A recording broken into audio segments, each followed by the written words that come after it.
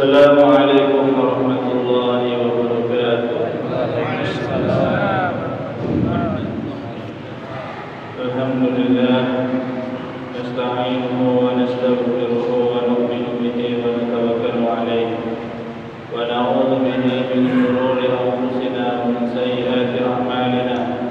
May yahdihillahu fala mudilla lahu wa may yudlil fala hadiya lahu. Subscribe to my channel and also press this bell icon. وأشهد أن سيدنا ومولانا محمدا عبده ورسوله. اللهم صل وسلم على سيدنا محمد الفاتح لما أغلق والخاتم لما سبق ناصر الحق بالحق والهادي إلى صراطك المستقيم وعلى آله وصحبه حق قدره ومقداره العظيم. أما بعد. Alhamdulillah,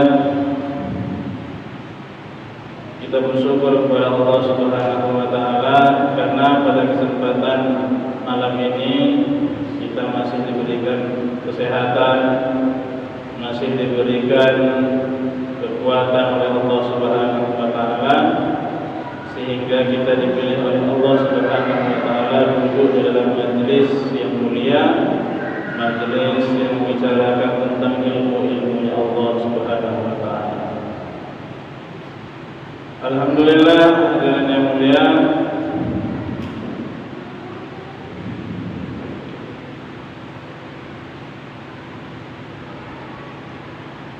pada kesempatan yang lalu kita telah membahas mengenai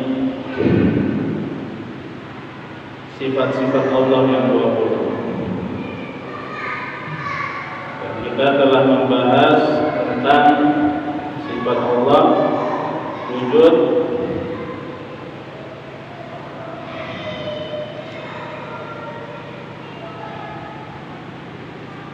idam, baqa, mubalaghah, lil hawadis.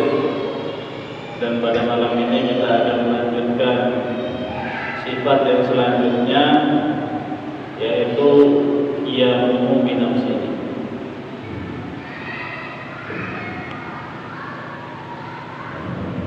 Perlu kita ingat kembali sifat Allah yang 20 ini adalah ciri khas keyakinannya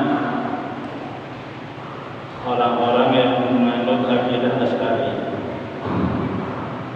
Ciri khasnya Ahlus Sunnah wal Jamaah.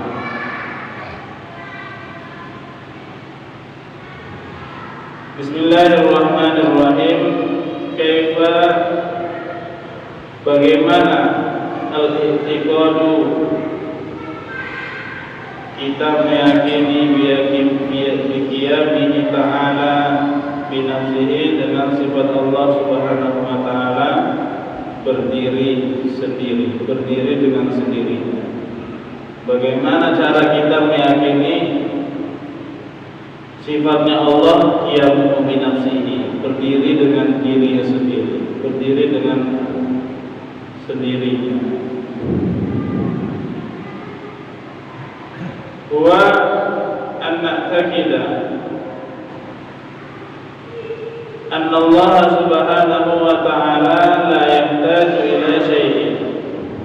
Kita meyakini bahwa Allah Subhanahu wa ta'ala tidak butuh dengan sesuatu, minal asya'i, dari segala sesuatu. Allah itu tidak butuh dengan segalanya, tidak butuh dengan sesuatu apapun. Fala yahtaju ila makani, Allah tidak butuh dengan tempat. Misalnya Allah Subhanahu wa ta'ala itu wujud, tetapi Allah Subhanahu wa ta'ala tidak butuh dengan tempat. Berbeda dengan makhluknya. Kalau makhluk dia ada, tetapi dia butuh dengan tempat. Seperti meja. Meja ini ada, tetapi dia butuh dengan tempat. Meja ini tidak bisa disimpan pada tempat yang tidak sesuai dengan ukurannya, mesti dia ini disimpan atau dia diletakkan pada tempat yang sesuai dengan ukurannya. Kurang dari itu maka dia tidak bisa disimpan, diletakkan pada tempat yang kurang dari ukuran dia. Itu namanya makhluk butuh dengan tempat. Tetapi Allah itu tidak butuh dengan tempat, dan Allah itu tidak bertempat. Wala ila mahallin wala ila syai'in minal makhluqati aslan. Dan Allah tidak butuh dengan segala macam tempat, tidak butuh dengan segala sesuatu dari makhluk-makhluknya Allah Subhanahu wa taala. Fa huwal ghaniyyu an kulli syai'in. Maka Allah Subhanahu wa taala ghani, cukup, tidak butuh atas segala sesuatu. Wa kullu syai'in muhtajun ilaihi subhanahu wa ta'ala. Dan segala sesuatu itu butuh dengan Allah Subhanahu wa ta'ala. Jadi cara kita meyakini bahwa Allah Subhanahu wa ta'ala itu qiyamuhu bi nafsihi, memiliki sifat qiyamuhu bi nafsihi, yaitu kita tanamkan dalam hati kita, kita yakini dalam diri kita bahwasannya Allah Subhanahu wa taala itu tidak butuh dengan segala sesuatu apapun. Akan tetapi segala sesuatu itu butuh dengan Allah. Allah itu ghani, zat yang tidak butuh an kulli syai'in, atas segala sesuatu. Maka ghina al-ghani, ghani di sini para ulama membaginya menjadi dua bagian. Yang pertama itu ghina mutlak, tidak butuh secara mutlak. Orang itu kalau dia mengatakan saya orang kaya, tandanya apa? Tandanya dia tidak butuh dengan apa-apa lagi. Dia tidak perlu apa-apa lagi. Itu hakikatnya orang yang kaya. Maka dulu ada seorang wali datang ke sebuah kampung, hanya di kampung itu. Siapa orang yang paling kaya di kampung ini? Maka datanglah seseorang yang dia merasa bahwa dia itu hartanya paling banyak di kampung itu. Dia datang, wahai Syekh, saya lah orang yang paling kaya di kampung ini. Maka wali tadi mengatakan lagi, tanya lagi, kamu sudah banyak harta yang kamu miliki. Sekarang saya tanya, apakah kamu masih mau menambah harta lagi? Maka kata orang si kaya tadi, ya saya masih mau menambah harta saya lagi, saya masih mau menambah kendaraan lagi. Berarti kamu bukan kaya, kamu belum kaya. Hakikatnya orang kaya itu dia tidak butuh lagi dengan sesuatu. Dia sudah merasa cukup dengan apa yang Allah berikan kepadanya. Itulah hakikatnya orang kaya. Walaupun secara zahir orang itu hartanya banyak, tetapi dia masih tomak, dia masih mau dengan kekayaan duniawi, maka hakikatnya dia bukanlah orang yang kaya. Sebagaimana zatnya Allah tadi, sebagaimana sifatnya Allah. Allah itu maha ghani, Allah maha kaya. Allah tidak butuh dengan segala sesuatu, tetapi segala sesuatu itu butuh dengan Allah. Nah, orang yang tidak butuh dengan apa-apa itu namanya kaya mutlak, ghina mutlak. Dan ini jarang dimiliki oleh manusia. Hanya manusia pilihan saja yang memiliki sifat seperti ini, merasa cukup dengan apa yang Allah berikan kepadanya. Ini orang-orang pilihan. Kemudian yang kedua yaitu ghina muqayyad. Dia ini butuh, masih memerlukan keperluan, tetapi dia ini sedikit keperluan. keperluannya sedikit, maunya itu nggak banyak, ya seperlunya aja. Nah, itu dia bisa dikatakan kaya juga, tetapi ini masih di bawahnya gina mutlak tadi. Jadi cara kita ini memasukkan, cara kita ini meyakini bahwa Allah itu qiyamun bi nafsihi, yaitu kita tanamkan dalam diri kita bahwa Allah itu tidak butuh dengan sesuatu apapun, tetapi sesuatu apapun itu butuh dengan Allah Subhanahu wa ta'ala.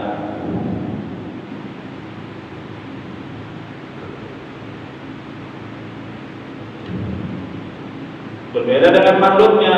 Kalau makhluk ini tidak bisa qiyamun bi nafsihi, makhluk itu tidak bisa hidup sendiri. Dia perlu dengan yang lainnya. Dia butuh makanan, dia butuh keperluan hidup, dia butuh istri, dia butuh pekerjaan dan lain sebagainya. Tapi Allah Subhanahu wa ta'ala tidak butuh dengan itu semua. Tetapi semua makhluknya butuh dengan Allah Subhanahu wa ta'ala. Kaifal i'tiqadu bi ayatillahi subhanahu wa ta'ala. Bagaimana cara kita meyakini bahwa Allah itu memiliki sifat hidup? Allah itu hayat, maha hidup. Wa an na'taqida anna Allah ta'ala hayyun. Kita tanamkan dalam diri kita bahwa Allah Subhanahu wa ta'ala itu adalah zat yang maha hidup.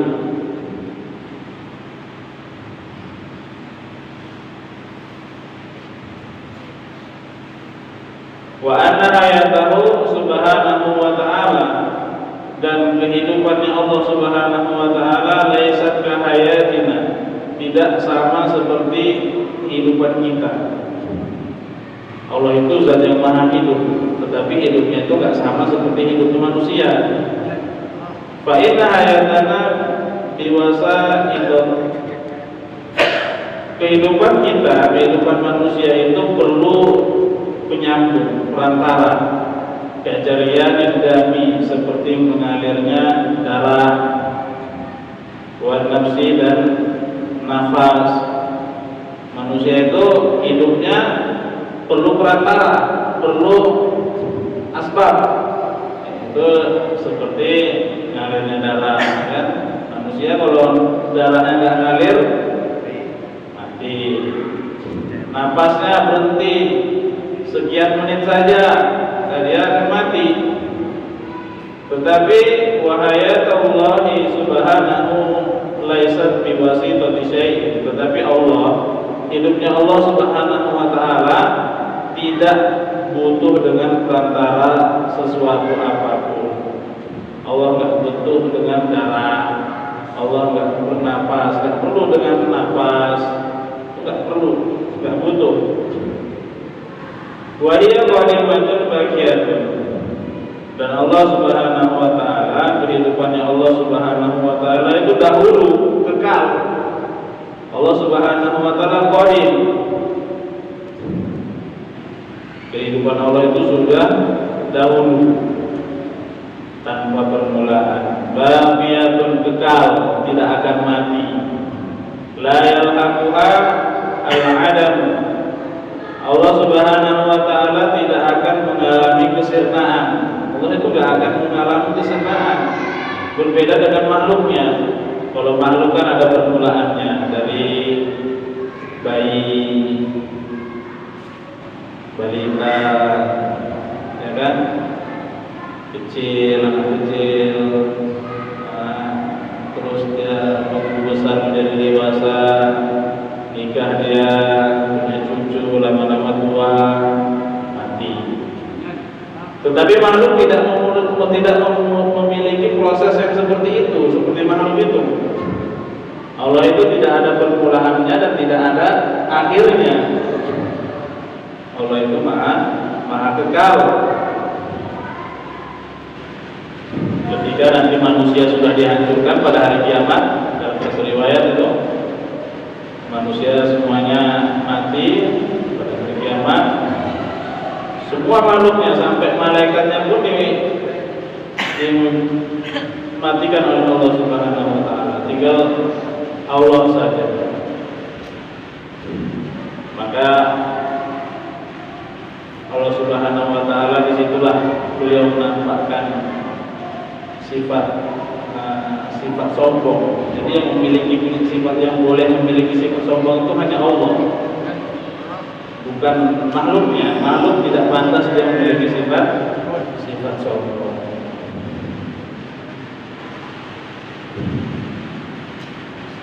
Tidak ada yang kekal kecuali Allah Subhanahu wa taala. Wa taghayyuru aslan, dan Allah itu tidak akan berubah sama sekali. Ya, sebagaimana tadi manusia tadi berubah dari kecil, besar, tua, keriput. Kalau sampai tua, keriput, mati. Dan Allah tidak memiliki perubahan-perubahan seperti makhluknya tadi. Ya, Allah tetap seperti itu saja zatnya. Tidak ada perubahan. Kalau makhluknya sangat banyak perubahan. Iya, ya kan? Benda-benda yang lainnya seperti pepohonan, ya akan ada perubahan dari kecil besar, daunnya nanti menguning, akhirnya gugur. Tetapi Allah sama sekali tidak ada perubahan dalam zatnya. La ilaha illallah.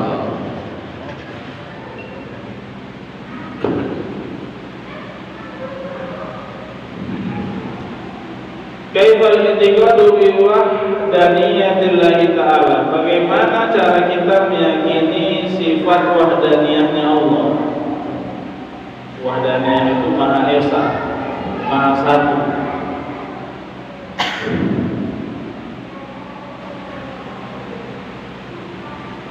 Wa an-na'taqida anna Allah ta'ala wahidun. Kita yakini bahwasanya Allah itu adalah satu.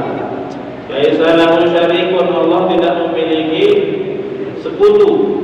Allah itu tidak punya anak, tidak punya orang tua, tidak punya sekutu. Tidak seperti keyakinannya orang-orang kafir, sebagian orang kafir yang mengatakan ada Tuhan Bapa, Tuhan Anak, kan?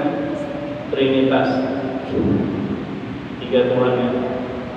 Wala nazirun, dan tidak ada yang bisa menandinginya. Allah itu, Tuhan itu tidak ada yang bisa menandinginya. Wala mumathilun, dan tidak ada yang menyerupainya. Laisa kamitslihi syai'. Allah itu tidak sama dengan segala sesuatu apapun. Kalau ada orang yang menyerupakan Allah dengan makhluknya, Allah itu seperti anak muda misalnya, sebagian orang mengatakan seperti itu, atau Allah itu seperti orang tua yang wibawa, jenggotnya panjang. Ada orang misalnya seperti itu. Dan ini ada sebagian orang menyerupakan Allah itu dengan seperti itu, dengan makhluknya. Itu hanyalah khayalan, itu keyakinan yang sesat, keyakinan yang salah. Wala mu'anidun, dan tidak ada yang berani menentangnya. Jadi kita cara meyakini Allah itu esa adalah kita tanamkan dalam hati kita Allah itu satu. Allah itu nggak punya sekutu. Tidak ada yang bisa, tidak ada yang sama dengan Allah, tidak ada yang serupa dengan Allah, tidak ada yang bisa menandingi Allah. Kalau seandainya Tuhan itu ada dua, misalnya Tuhan itu ada dua, maka nanti akan terjadi suatu perkara yang bertentangan. Misalnya Tuhan A, dia menginginkan matahari terbit dari timur. Yang satu ingin punya wacana dia mau menerbitkan matahari dari selatan ke utara. Maka ini kata para ulama nanti akan timbul beberapa keadaan. Ada kalanya nanti keinginan dua Tuhan ini terlaksana dua-duanya. Ada kemungkinan tidak terlaksana dua-duanya. Ada kemungkinan yang terlaksana itu salah satunya saja. Kalau seandainya pelaksana itu salah satunya saja, berarti yang satu kan nggak berpuasa ya. Ya kan? Tuhan kok nggak berpuasa, berarti mustahil. Mustahil dia tuh Tuhan. Berarti Allah itu nggak pantas. Allah itu mustahil ada dua. Allah itu hanya satu saja. Wahdaniyah. Allah itu yang Maha Esa saja, yaitu Allah.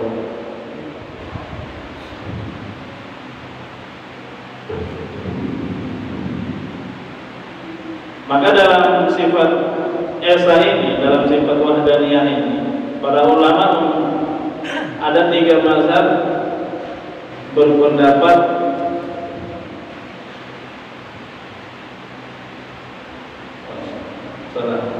bukan 3 pendapat. Wahdaniyah ini adalah sifat yang hanya dimiliki oleh Tuhan yang berhak disembah, yaitu Allah Subhanahu wa Ta'ala saja. Tidak ada yang bisa menyerupai Allah, dan tidak ada yang bisa menandinginya. Kaifal i'tiqadu bi ilmillahi ta'ala. Bagaimana kita caranya meyakini bahwa Allah Subhanahu wa Ta'ala itu memiliki sifat ilmu. Allah itu Maha mengetahui. Allah adalah zat yang Maha mengetahui.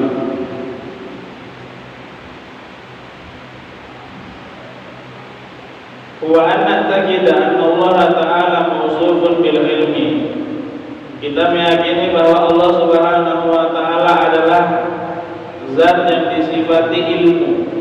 Wa annahu bi kulli syai'in alimun. Dan Allah Maha mengetahui segala sesuatu. Ya'lamul asya' kullaha. Allah mengetahui segala sesuatu. Zahiraha wa batiniha. Allah mengetahui segala yang nampak maupun yang tidak nampak. Misalnya dunia ini. Dunia ini alam semesta ini, semua yang berada di dalamnya Allah Maha mengetahuinya. Dan yang di luar angkasa, yang di luar bumi ini pun Allah Maha mengetahuinya. Wa ya'lamu 'adada habbatir ramli. Allah Maha mengetahui jumlah bilangan pasir di padang pasir. Maka Habib Qori beliau pernah mengatakan, seandainya seluruh orang-orang berilmu, orang-orang pintar dikumpulkan jadi satu, kemudian disuruh memindahkan satu buah pasir, maka dia tidak akan mampu kecuali dia mengatakan ini betul-betul sudah keadilannya Allah. Betul-betul ini semua ini sudah Maha tahunya Allah. Dia yang Maha tahu atas segala sesuatu itu adalah Allah Subhanahu wa Ta'ala. Allah mengetahui nasib seseorang. Allah mengetahui yang akan terjadi pada makhluknya.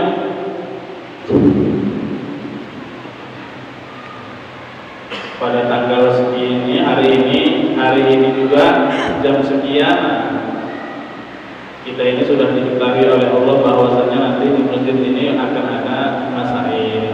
Itu sudah ada catatannya, dan Allah mengetahui semua yang tertulis di Lauhul Mahfuz, semuanya Allah ketahui.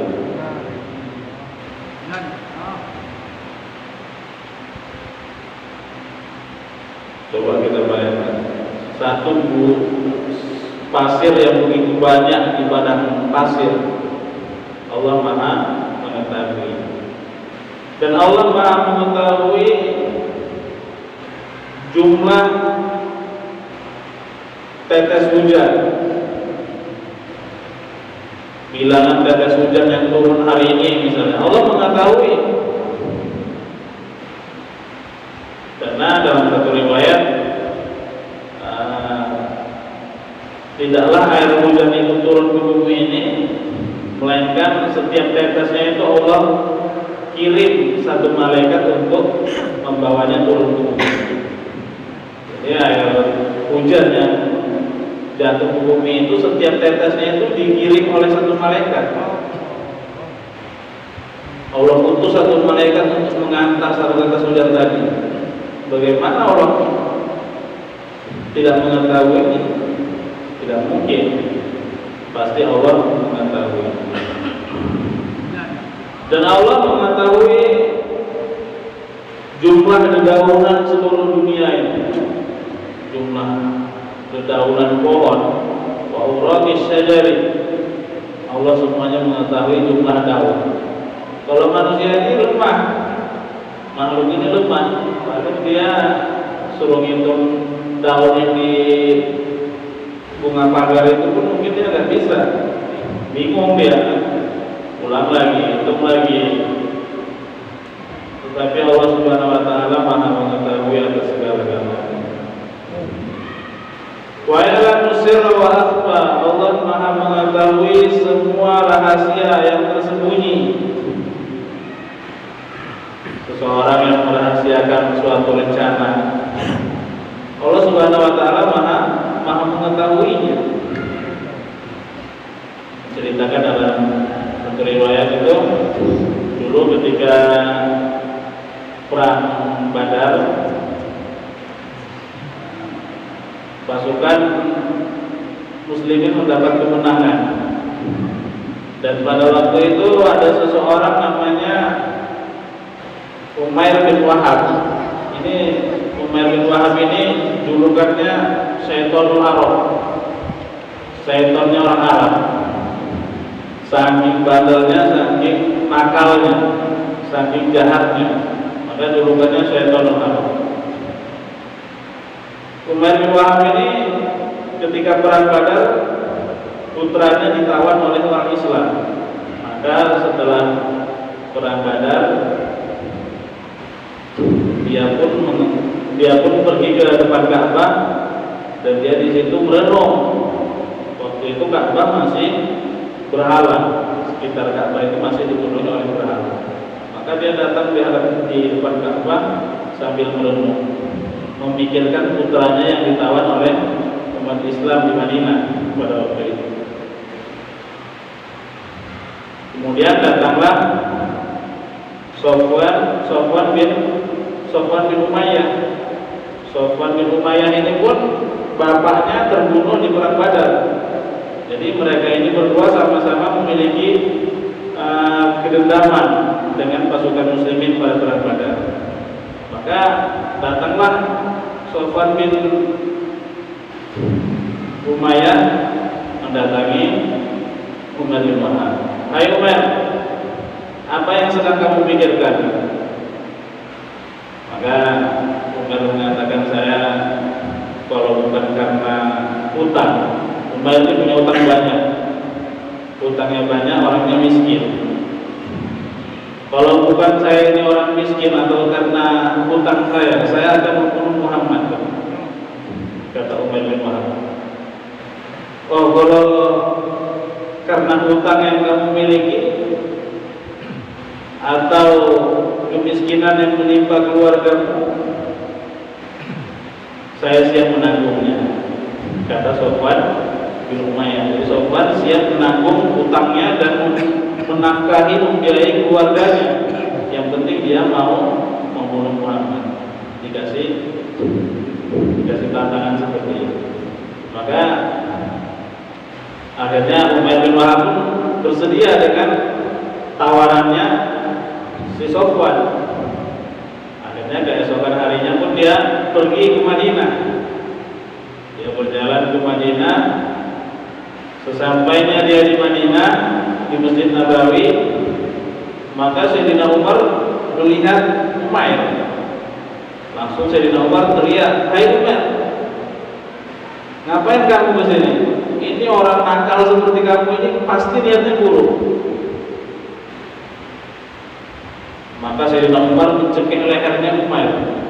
Cekik lehernya, ada yang mengatakan bajunya dipegang, disikirkan, dipikirkan. Ini orang seperti ini kalau datang pasti niatnya buruk, pasti niatnya jelek ini. Maka Nabi memerintahkan Sayyidina Umar, "Hai Umar, lepaskan lehernya." Maka dilepaskan oleh Sayyidina Umar. Maka ditanya sama Rasulullah, "Hai Umar, apa tujuanmu kesini?" Kata Umar, "Saya datang ke sini dengan tujuan mau menyelamatkan putra saya." Maka Rasulullah tanya kedua kalinya, "Apa tujuanmu hai Umar ke sini?"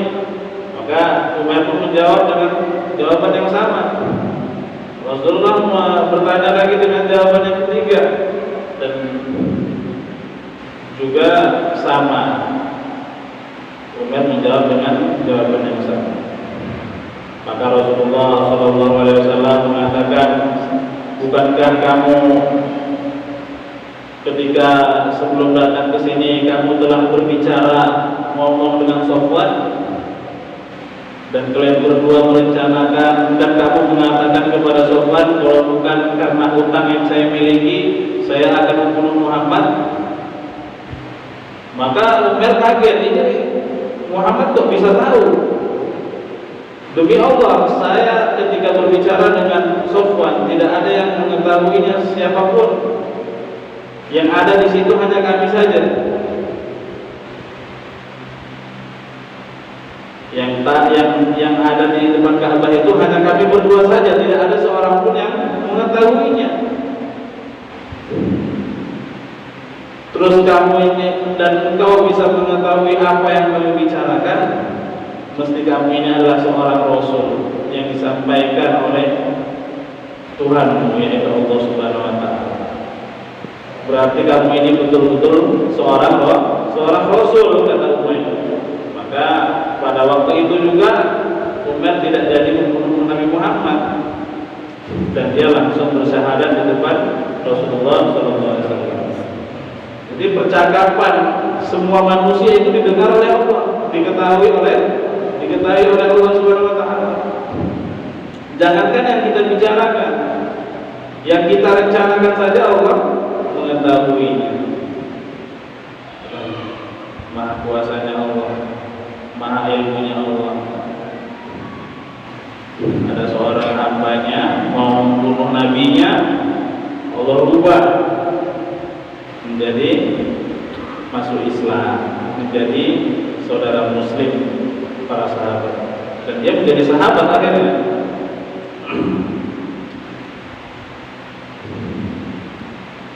La takhfa alaihi khafiyatun, tidak ada yang tersembunyi bagi Allah. Tidak ada yang tersembunyi bagi Allah. Maksudnya semuanya itu diketahui oleh Allah. Kalau kita mengira suatu perkara itu adalah rahasia, kan? Misalnya ini kita ada seseorang merahasiakan sesuatu, ya. Dia berbicara dengan temannya, ini rahasia ya, ini rahasia, jangan kasih tahu siapa-siapa. Dia membicarakan hal itu, dia bilang rahasia, tapi dia ceritakan kepada temannya, itu sudah menjadi rahasia umum nanti jadinya. Dia ceritakan lagi, ya akhirnya nggak ada yang rahasia. Akhirnya tersebar semuanya. Dan bagi Allah itu tidak ada yang rahasia. Walaupun kita ingin rencana yang buruk sama orang atau rencana yang baik, tetap diketahui oleh Allah Subhanahu Wa Taala. Wa ilmuhu laisa bimuktasabin, dan ilmunya Allah itu tidak dengan belajar.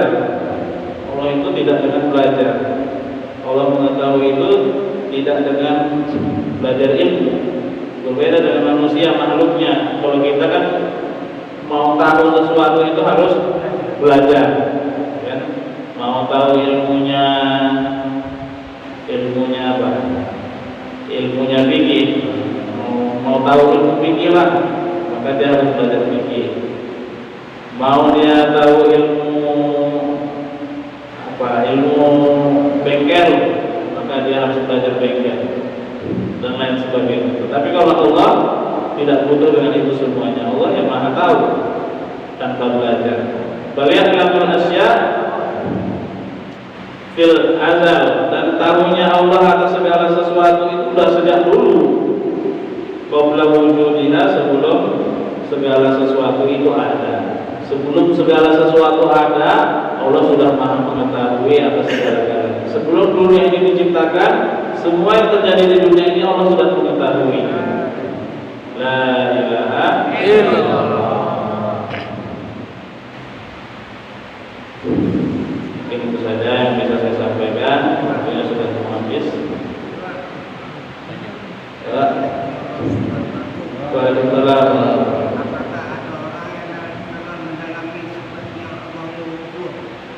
Apakah ada orang yang akan mendalami sifat Tuhan dari kubur? sudah mendalami? Ada banyak para ulama-ulama yang terutama yang musonef yang mengarang kitab ini, Imam Sanusi atau imam kita dalam akidah Imam Asy'ari, tentu beliau sangat mendalami mengenai ilmu tauhid ini, sifat 20 ini.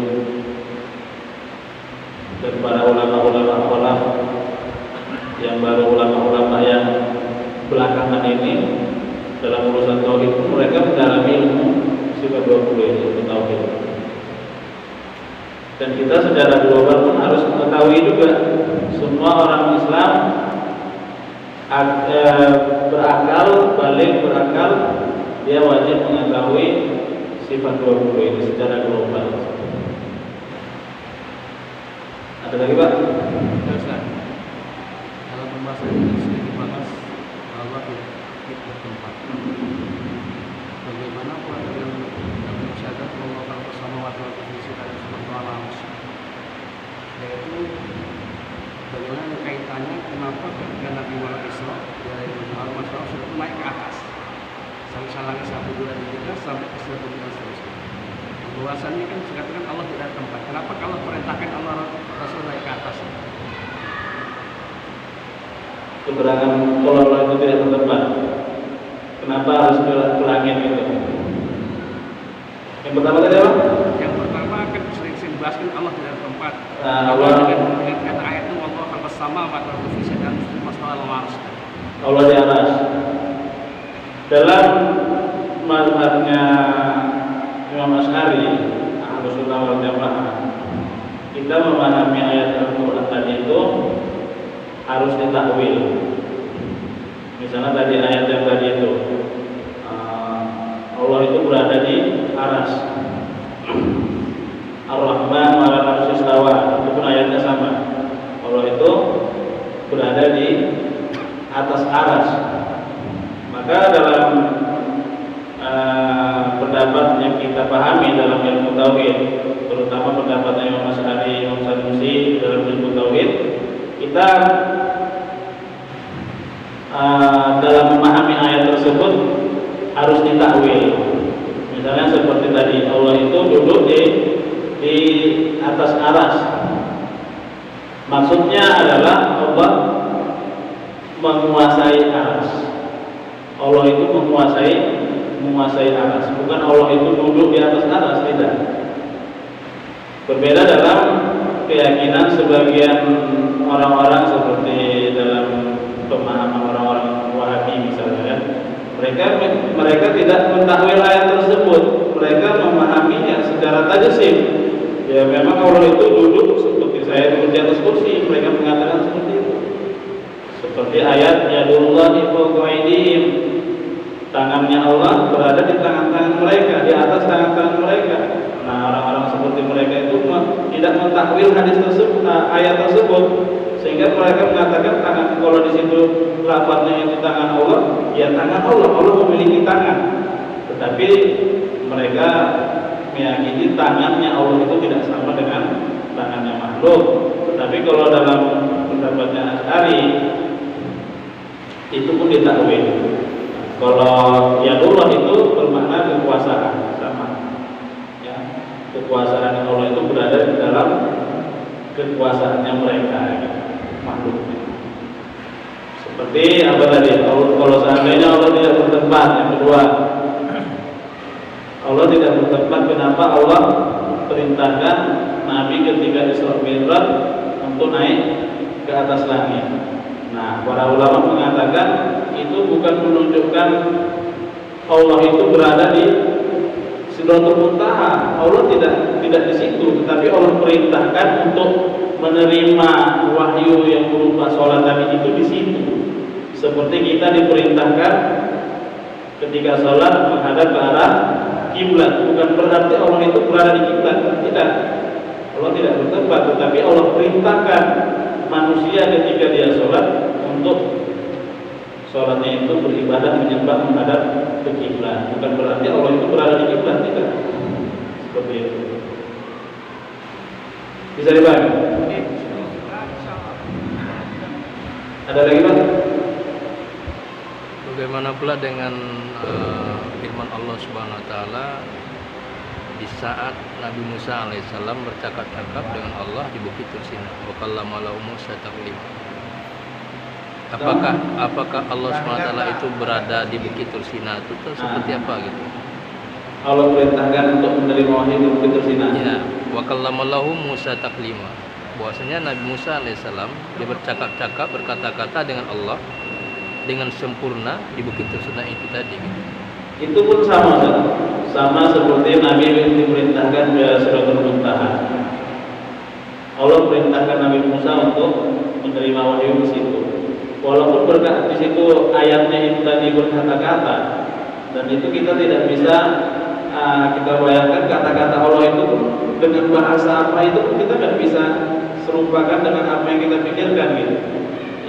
Ya di situ Allah perintahkan Nabi Musa untuk menerima wahyu di Bukit Tursina. Bagaimana berkata-katanya itu pun yang jelas tidak sama dengan makhluknya, tidak sama. Dan bukan berarti Allah itu berada di Bukit Tursina itu.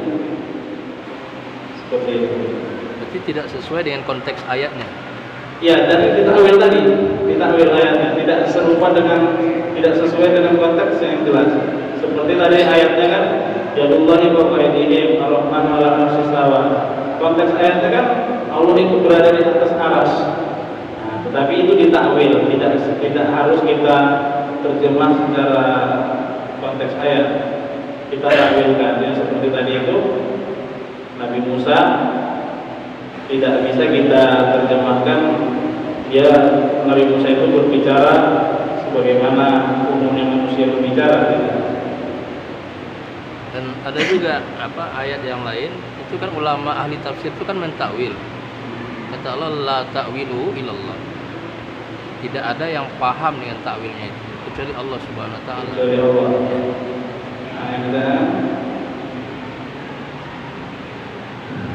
Nah, sementara ulama ahli tafsir kan mentakwil. Tapi kata Allah tidak ada yang mengetahui takwilnya itu kecuali Allah gitu. Tidak ada yang bisa menakwilkan ayat kecuali Allah. Ya. Itu yang dimaksud ayat itu saya belum pernah paham. Nanti saya cari lagi.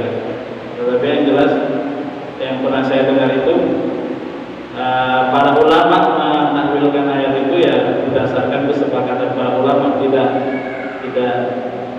dibuat sendiri dengan sendirinya gitu. Adapun yang dimaksud ayat tadi tidak ada yang bisa menakwilkan kecuali Allah, itu yang dimaksud ayat itu kan belum tentu ketidakbolehannya itu para ulama kenapa mentakwilkan ayat itu saya belum tahu. Maksud ayat itu. Yang jelas di dalam kitab-kitab para ulama, di dalam kitab tauhid itu ya para ulama itu mengenai ayat-ayat yang berhubungan dengan sifat Allah itu ditakwil. Kalau kita tidak takwil maka nanti akan ada penyerupaan Allah dengan makhluk. Allah punya tangan, Allah duduk di atas kursi dan sebagainya. Adapun maksud yang ayat itu nanti saya akan maksudkan. Salam. Semoga apa yang kita mendengarkan ini bermanfaat untuk diri kita, keluarga kita, dan umat Islam seluruh alam. Subhanallah wa bihamdihi, subhanallah wa bihamdihi, asyhadu an la ilaha illa anta, astaghfiruka wa atubu ilaik. Assalamualaikum.